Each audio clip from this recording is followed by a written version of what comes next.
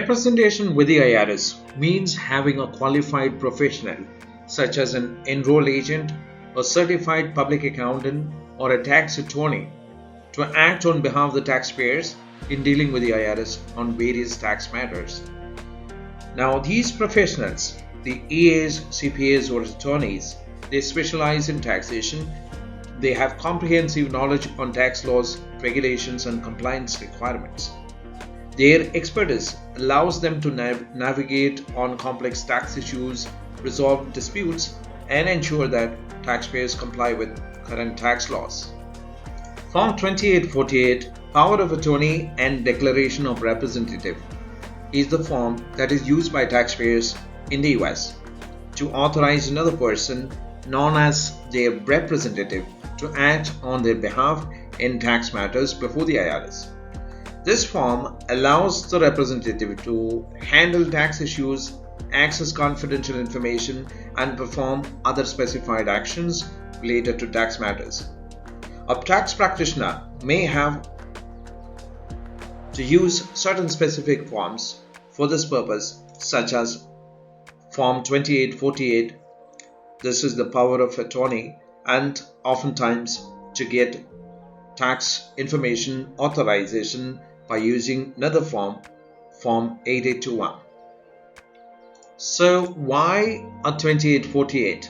Form 2848 is used when a taxpayer wants to authorize another person, typically a tax professional such as CPAs, attorneys, and enrolled agent, to represent them with the IRS. Now, this could be for various reasons, including responding to IRS notices, negotiating settlements, or preparing or filing other documents with the IRS.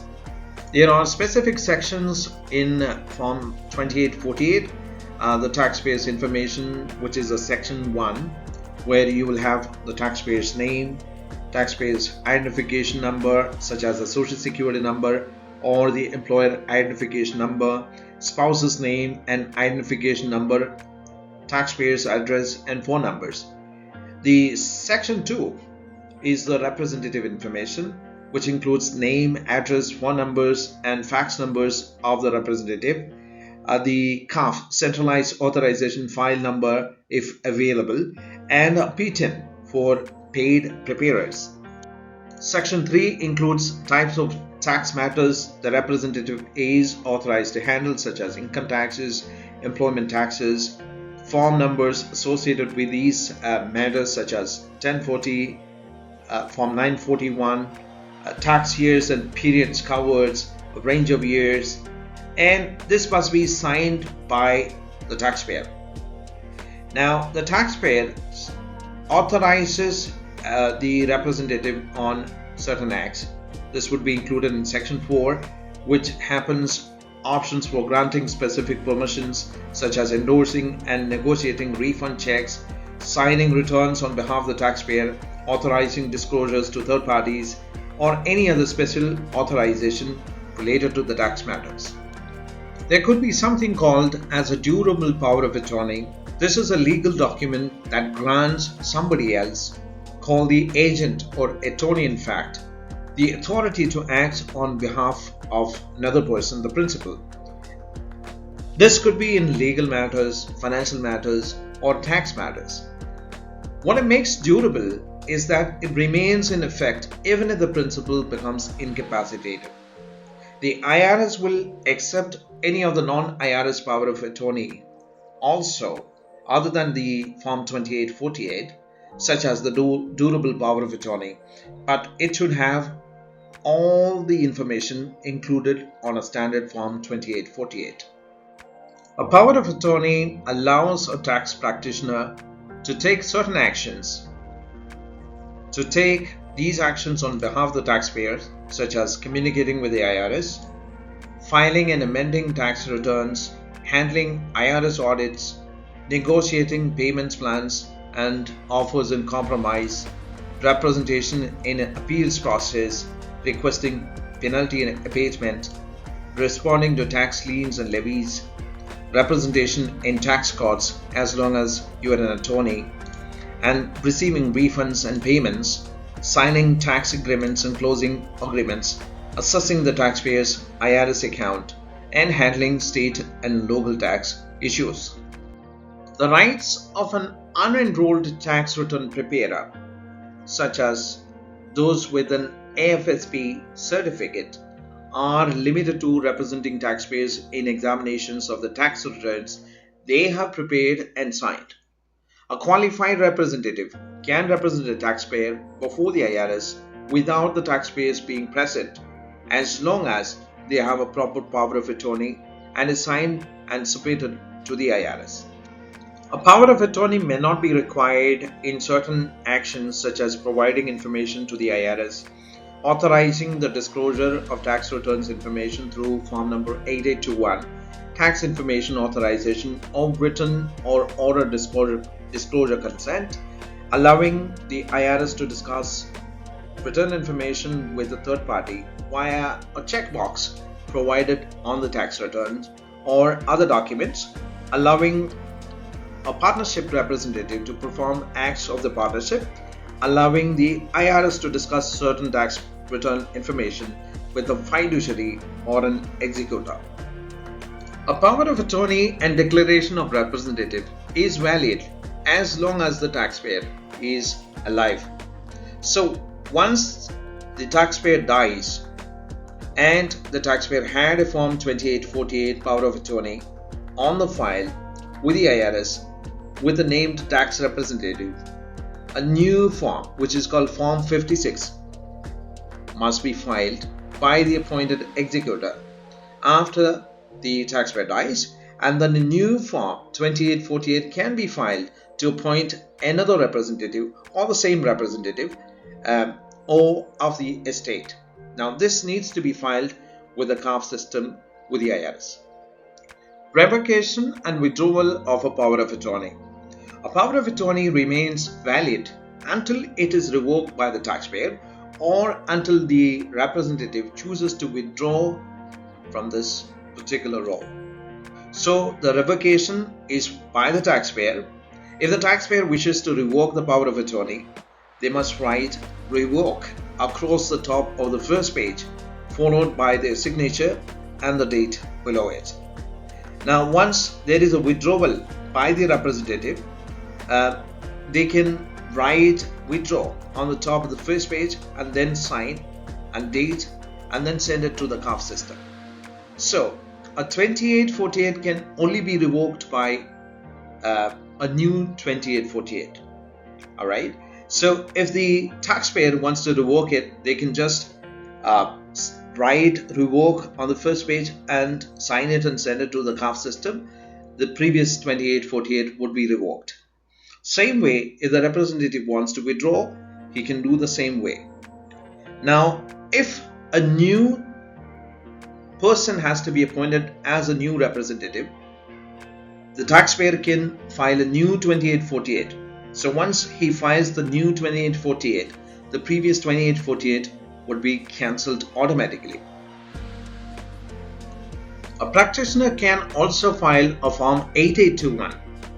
This is the tax information authorization document. This is a document that allows the taxpayer to authorize an individual or organization to receive and inspect their confidential tax information.